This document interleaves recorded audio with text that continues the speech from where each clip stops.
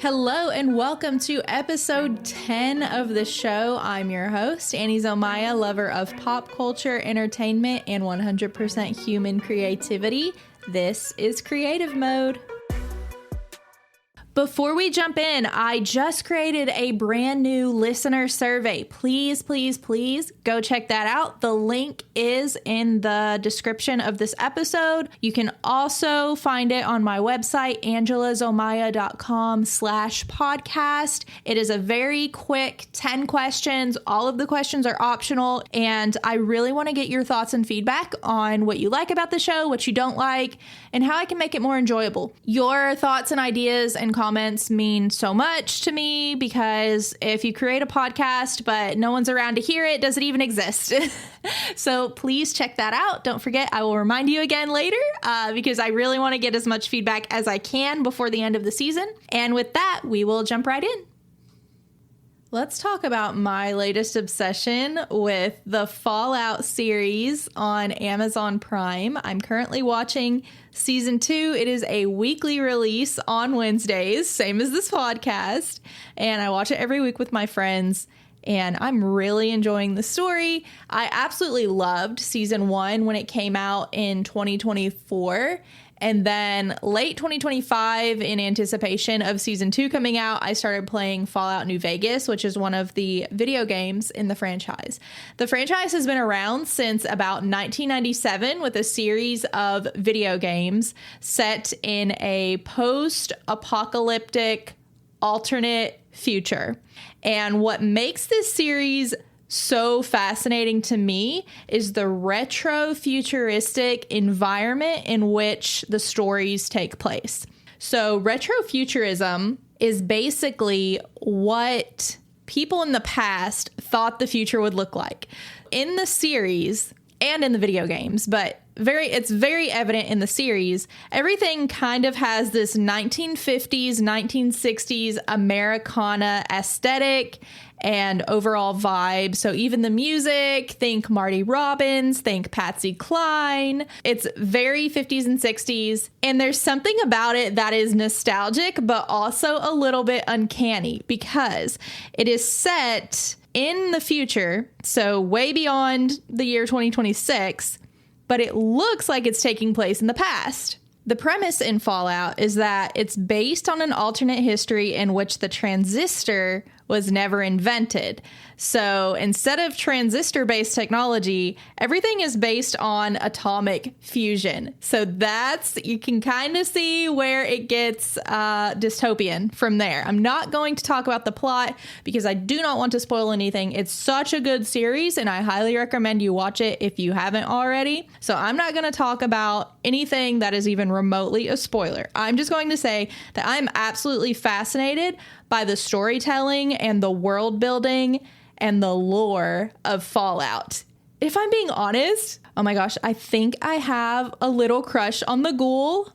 Listen, I know. Okay, so the ghoul is one of the main characters in the series, and he is a human who has been, I don't know how to explain it, affected by radiation. Okay, so he's very mentally lucid and very human in that sense, but he doesn't look human. He's a ghoul, but it's not his looks. Okay. It's like his vibe, his aura or something. And he's played by Walton Goggins. Okay. So does that explain it a little bit? Which I normally wouldn't find Walton Goggins attractive. So for some reason in this mangled humanoid version, I do. It's not the looks though. It's the character.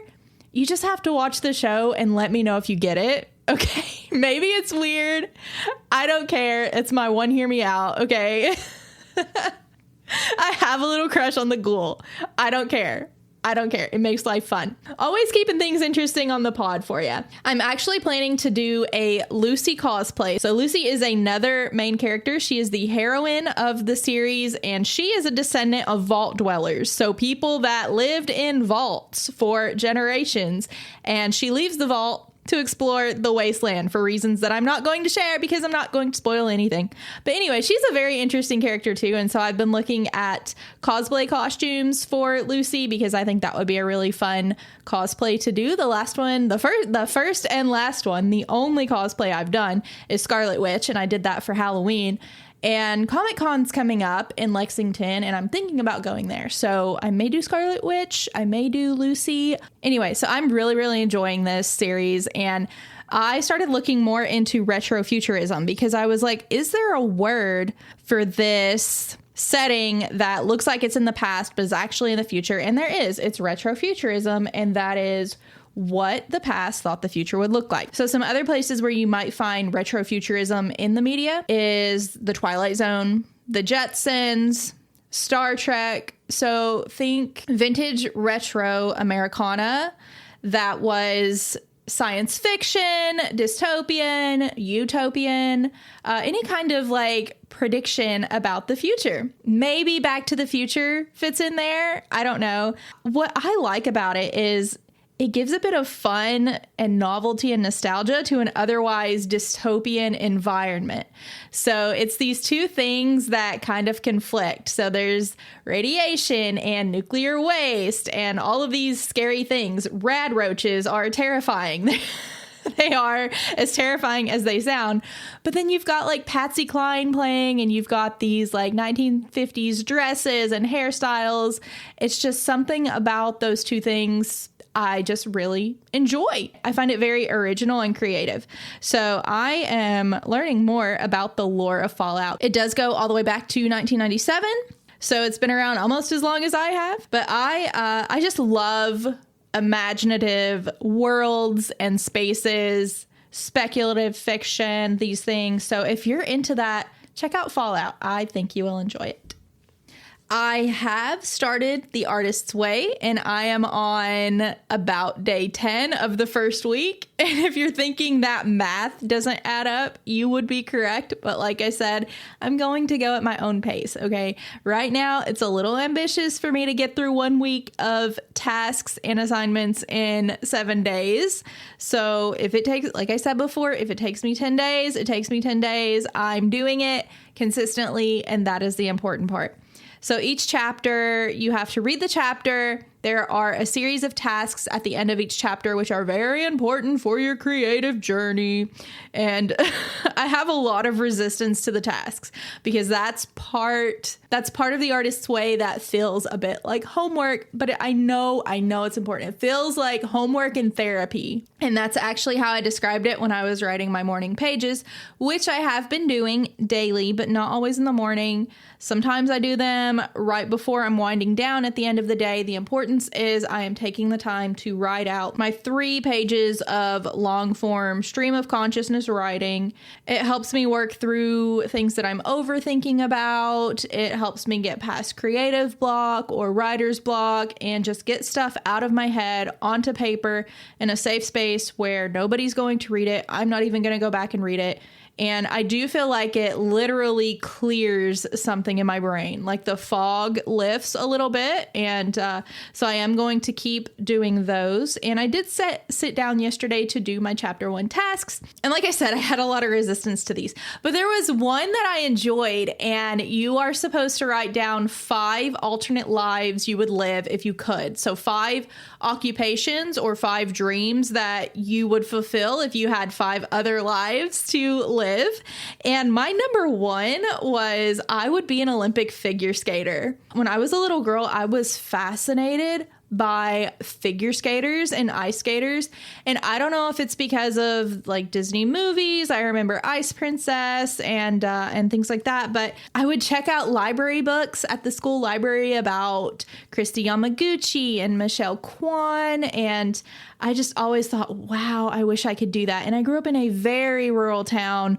We did not have an ice skating rink, so there was no way I was going to be an Olympic figure skater, but I still really love watching figure skaters and ice skating. And my friend just introduced me to an anime called Yuri on Ice, and it's about figure skating, and it's really, there's just something majestic about it. I don't know. It's artistic and athletic at the same time.